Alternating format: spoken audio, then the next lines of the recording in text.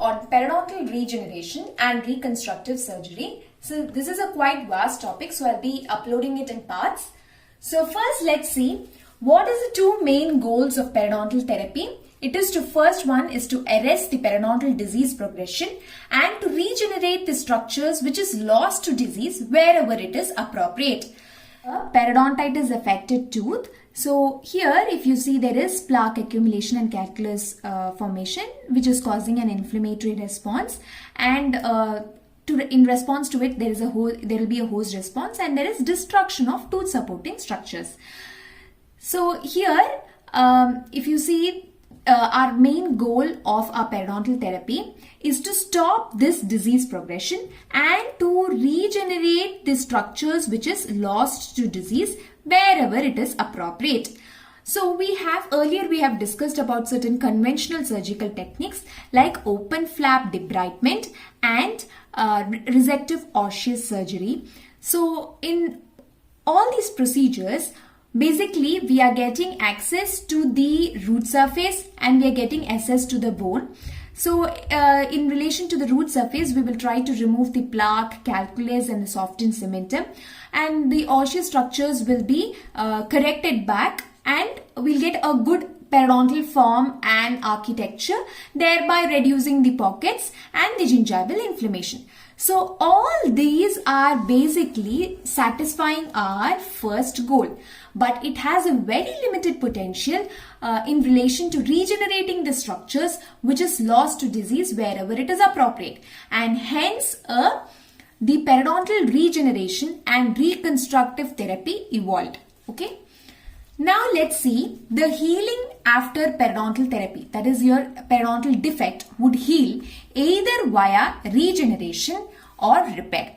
Now coming to the definition of regeneration and repair as given by Word Workshop of Periodontics 1989 and the AAP Glossary of Terms 2001, it is said as the reproduction or reconstruction of lost or injured parts.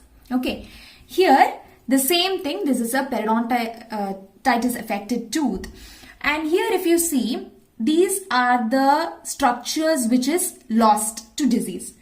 So in regeneration, we are trying to make a copy of this injured part, or we are trying to reconstruct this part, injured part again, okay, either by the cells which will actually form this part, or with the help of their progenitors. Okay, so by how? By the formation of new cementum, collagen fibers attaching to the new cementum and the alveolar bone. Okay, so in a previously diseased root surface. Okay, so this is what regeneration is.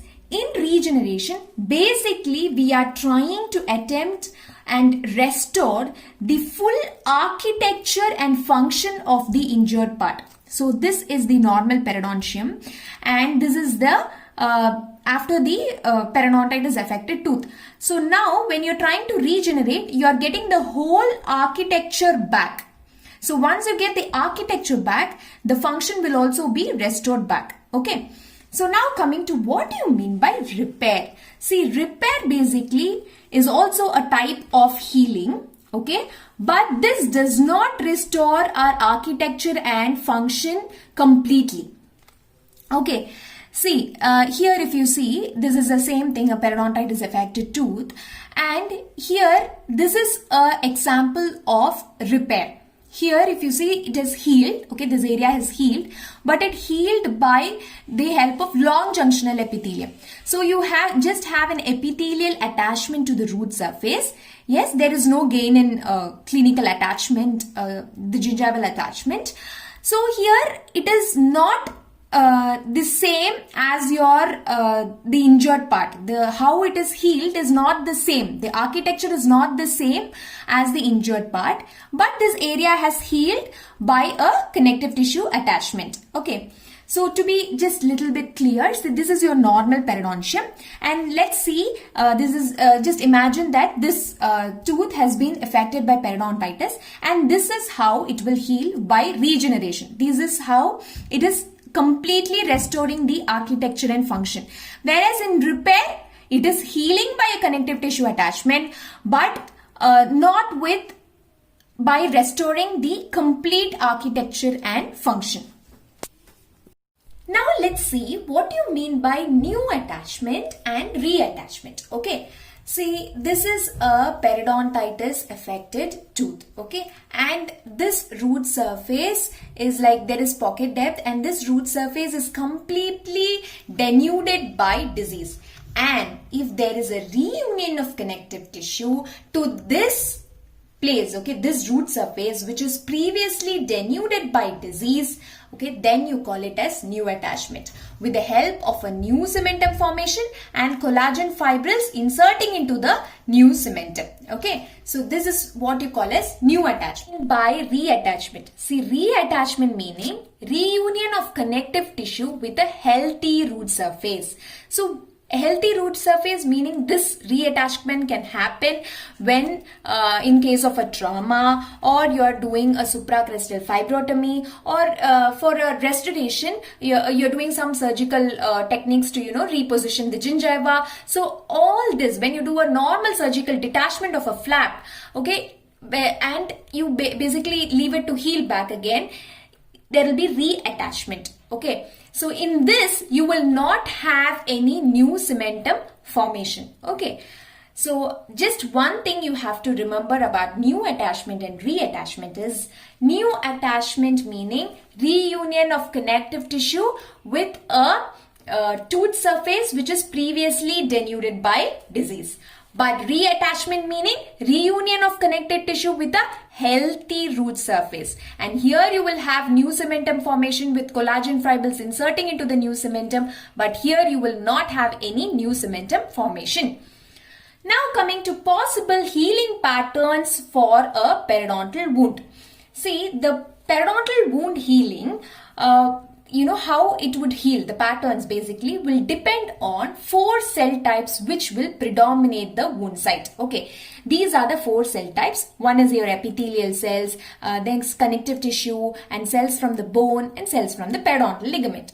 See, imagine if the epithelium predominates the wound site. Okay, imagine this is epithelium predominating the wound site. You can see that there will be downgrowth of epithelium and a long junctional epithelial attachment is formed. Okay, now when the connective tissue cells, okay, when this connective tissue cells predominate the wound site, then you will have connective tissue adhesion, and you can see there is root resorption. Okay, connective tissue adhesion and root resorption. Now, when the cells from the bone try to heal, okay, then you will have what is called ankylosis and root resorption. Okay, so this is it.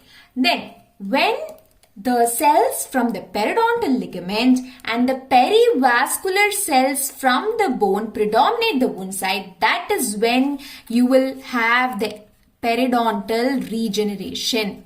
So all these 3 types are nothing but repair. And what we are trying to achieve is this periodontal regeneration. Okay, so now coming to reconstructive surgical techniques. They can broadly be divided into 3 categories. So the first one would be non-bone graft associated. Okay. Next would be bone graft associated. Okay. Then you will have biological mediator associated new attachment and regeneration techniques. Okay. Thank you.